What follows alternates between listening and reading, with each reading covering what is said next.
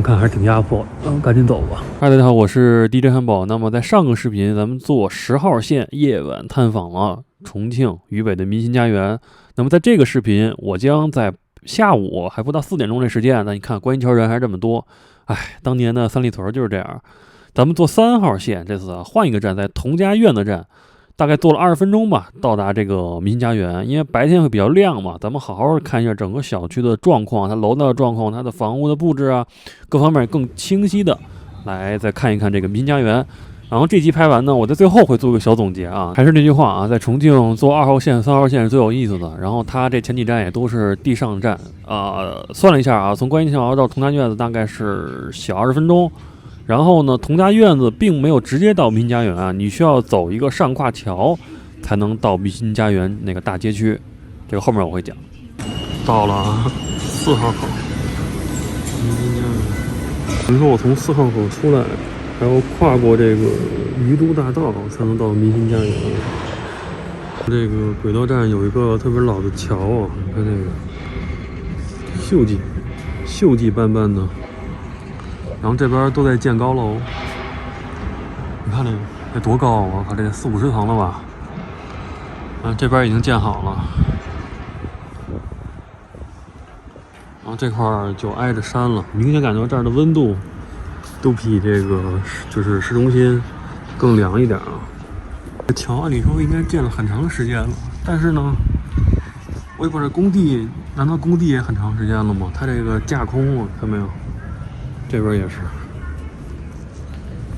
这个地铁站刚才用维基百科查了一下，是2011年啊就已经建了。因为3号线、2号线是重庆是最早的2条线，第一个是2号，第二个是3号嘛。然后你看这块应该是类似于这种叠拼别墅吧，感觉像是在这儿。其实反正在我眼里，渝北已经是比较远的地方了啊。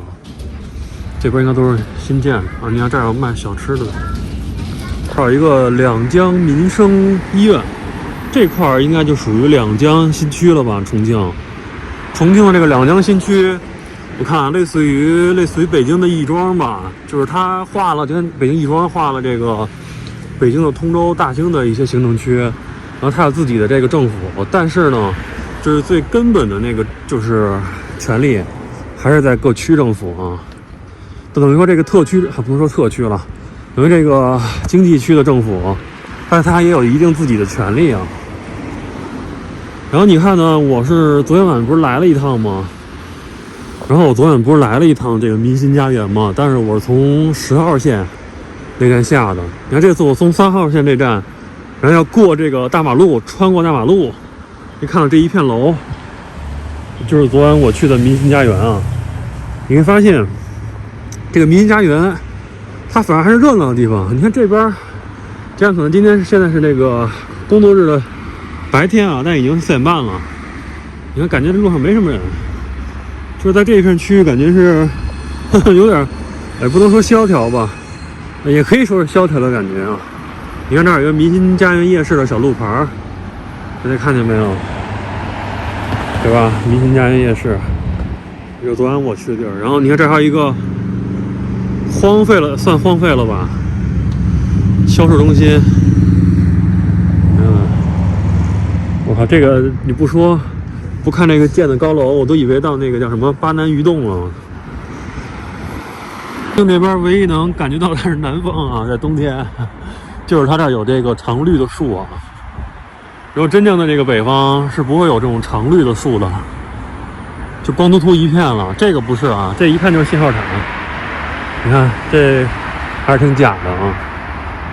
然后我不知道大家能不能看到，就是昨晚拍的那个商业楼啊，就在这儿。整体来说，这个区域应该还是性价比很高的。然后这个应该就是3号线啊，这个就是3号线，对吧？然后这一片楼，这几十栋楼全是这个公租房社区啊。然后晚上在这儿看。其实还是不能说震撼啊，但是呢也是挺壮观的啊。你们看呢，那个大马路呢，就是像北京的这种环线啊，大平道，然后很多车道，然后这还写着字儿，小客车什么的，北京那种五环路什么的。但是呢，这明显还是重庆，因为你往这边一转，你就看到，你看山上还是建的楼，只不过渝北我也很多视频都说过了啊。渝北这个区域呢，它是把这个就是重庆的新区都是这样，它是把这个地炸平了，你知道吧？它整体来说它还是山地的起伏。当然，就是可能建设渝中的时候没办法，而它也想保持原貌，所以就没有炸，这没必要啊。但是新区的话，它肯定能炸都炸了，炸的话肯定还是能建更多的东西嘛，利用的空间还是更大一点，对吧？你看它这个马路的距离，哎，就有点北京那个马路的感觉，就是人行道啊，你看就这么宽。还有一个小公园啊，我就不往里走了。你看这有没有那个北京2环路城市公园的感觉？也是环路，听着这个就是这个环线的噪音，然后开辟出来点小公园，这感觉啊，我就不走了啊。然后刚才看见了这个桥的名字叫民心家园上跨桥啊，这是官方名称。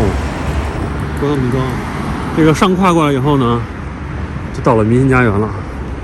这个白天貌似一睡城啊，白天肯定是没什么人。看这整体的状态，大家可以通过我的视频来看一看。晚上还是很热闹的啊！现在已经开始在支这个晚上夜市的棚了。这个重庆每天晚上都是这样，周五、周六、周日那更是了。现在就开始搭棚，他们这些商家呢，一般我感觉也就是睡到12点钟再开门。进到小区里面了啊！昨天晚上有点太黑了。然后白天给大家都看一下，你看，如果你不看车牌的话，这有点像，是不是有点像北京的这种00年以后建的那种小区，对吧？你像我给大家举个例子，荣丰，当然了，它这个状态怎么说呢？如果在北京的话，还都算比较好的啊。我估计你要在这种市中心的位置，弄个7、8万肯定是没问题的。这个小区真的是我在重庆见过最像北京的一个小区啊，真的非常像。你看它那个楼的感觉，对吧？而且人家是公租房，你要在北京，你要买套房，得他妈花多少钱呀？这一月赚多少钱，对不对？这是个问题。啊，这个是不是就又走到那刚才我说的那个环线公园那儿了？感觉像啊。感觉像那刚才那什么跨线桥，然后咱们进来看一看，这种公租房，或者说现在中国的房子的问题都是隔音嘛。你看它这个中间就是隔层，因为一般来说啊，住户墙会比较厚，但是你看上下这种隔层就会比较薄。大家自己看啊，你看这儿这么一个厚，但其实我认为它只有这么一点，看没有，就这么一点。因为刚才我从这个窗户下去看了一下，等于它天花板还是挺高的，所以最终呢，可能就只有这么一点点。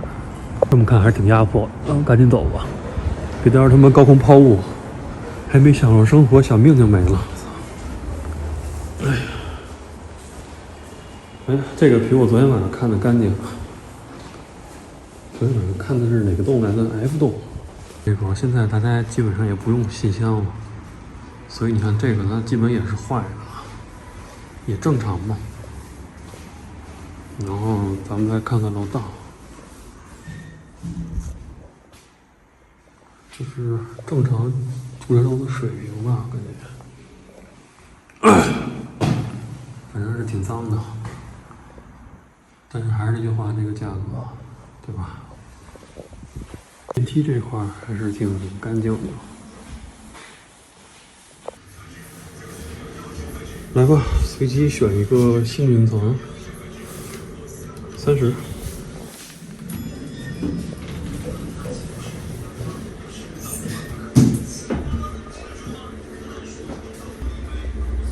电梯广告，这个有我，就是我长大的那个住宅楼，我在北京当时住那个房子，就是这种电梯，也是市中心嘛，然后它也是一个高层。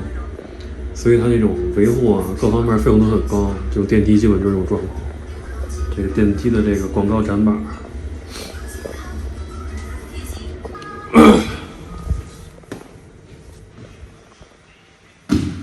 破案的。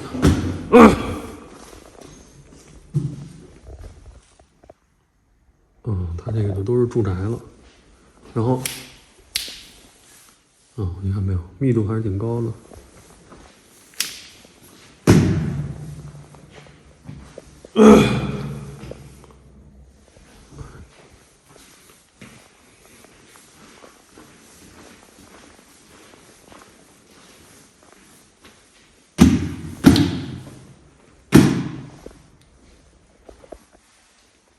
36，这个一梯3梯12户啊，其实还可以。早上要坐这个电梯的话，是坐得上的。它毕竟是3个电梯的嘛。价格在这儿是吧？整治公租房啊，基于煤气300到3000奖励，然后他把下面这些转卖的这些账号给公示了。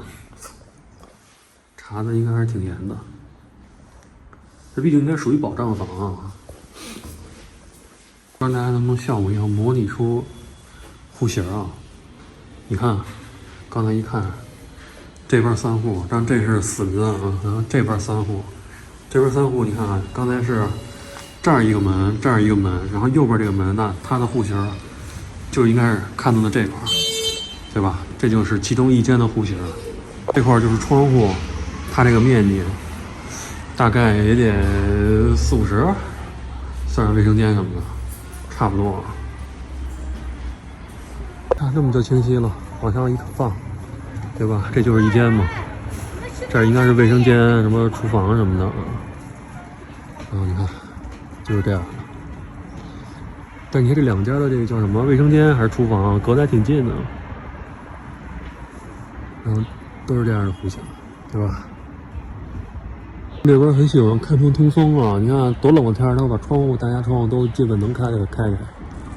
当然可能第一是冬天没什么蚊子，第二是这个重庆潮嘛，它这个你不开窗会比较闷，对吧？除非你在那个屋子里装这种换新风的系统。你看这儿有一个小孩玩的这种器材吧。整体说一下啊，说一下我的感受。其实你在北京的话，你花好几百万买的房子。600万、700万，可能在市中心、市区，可能也就这么个水平啊，就是重庆公租房的水平，对吧？你看它整体的建筑风格呀，小区的配备，而且小区绿化，说真的还不算低呢，对不对？如果在北京的话，所以我觉得以重庆的这个工资水平，加上它这个200-300块钱、500-600块钱，就能在这个位置租这个房子，我觉得相当可以啊，相当牛逼了，真的。你肯定有缺点，当然是有的，但你多少钱买多少钱的东西，对不对？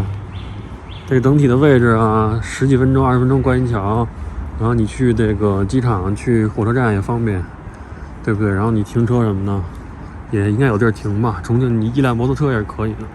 其实北京一般小区也就这水平，对吧？如果你要让我选择是否住在这儿呢？都不说价格肯定合适啊。如果说是重庆的话，我大概率肯定还是不会住这儿的啊，因为你想，我作为一个外地人，肯定来重庆还是想2江4岸嘛，就是吃的东西，你在重庆吃这些美食啊，都是次要的。因为你在北京，其实你花高点钱也能吃着，你最重要感受的是不同的这个地貌嘛，对吧？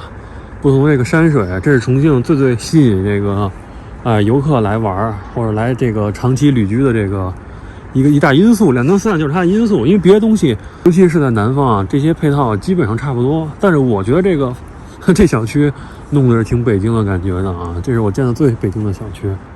所以说呢，整体来说，我肯定还是不会住在这里的，我肯定还是2江4岸的。等2江4岸住腻的时候，那就是可以和重庆 say goodbye 了，对不对？就可以再换一个地方了。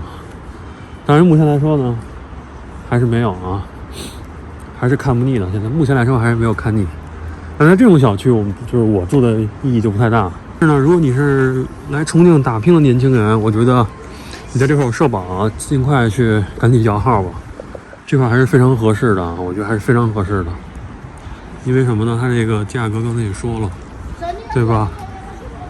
配套各方面相当不赖啊，关键它真的是很便宜啊，几百块钱啊，对不对？而且大家也看到了，这儿有很多这种学生，说明这房子肯定是可以上啊，落学区啊，落户口是可以的。所以说呢，相当不错了啊。如果在北京什么国贸双井这块有一个非常便宜，比如这3000块钱、4000块钱的房子能落学区，那他妈的直接给你挤爆，就是预约这个摇号的网站，你知道吧？重庆这块地价还是便宜，也就是这个大吉白天下午的状态啊。这块都是卖菜的，白天更多是卖菜。专业100年天魔，还有88年。这些棚棚里都是打麻将的啊，我也不知道为了隐蔽还是为了保暖啊，不会赌博吧？好了，那到视频末尾做一个小小总结啊。其实，在那个夜晚民家园那期呢，我也做总结了。那白天这期啊，大家通过视频也看到了，就是说可能跟夜晚不太一样的民家园啊，白天可能更多是老头老太太啊。视频的评论我都会看的。你看，比如我在白天那期评论里就看到，有朋友说，就有的那个重庆老头老太太，他把他那个城区的大房子给他卖了，卖了以后呢，好几百万、100多万，然后呢，剩下的钱他就每月就交租金，哎，在这交，哎，交租金租房，剩下的钱呢，用于他的这个养老的费用，其实也是一个变通的一个方法啊，其实也挺好的。然后呢，本人非常主观的评价一下民家园啊，我认为还是相当不错，真的。你看它这个位置，然后它的这个价格，无论你是租还是买，而且咱们作为奋斗年轻人来说呢，你在这么一个小区，它也有年轻人的氛围啊，老少太太有老少太太的氛围，对吧？所以呢，你要是真想在重庆发展年轻人，你要没摇的赶紧去摇号啊！你要是重庆本地的这个社保，我就先不考虑了，因为我可能将来还是全国各地跑，我以后可能都不想租房，比如住个车里什么的，那都有可能。当然这是以后的考虑了啊。其实不得不说啊，我的感觉就是说，这种公租房大面积这种社区出现呢，其实是压低房价的一个很好的方法啊。就是说，房价本来就没必要那么高嘛。但是你说它如果房屋它变成一个稀缺的东西，土地变成一个稀缺的东西，它肯定会抬高。所以重庆的公租房，包括你看重庆的房产市场还是比较稳定啊，而且比较老百姓能买得起的感觉。好的，那这期视频就到这儿了。喜欢我的视频，请给我的 YouTube 点赞、订阅、关注3连，谢谢大家，感谢你的支持。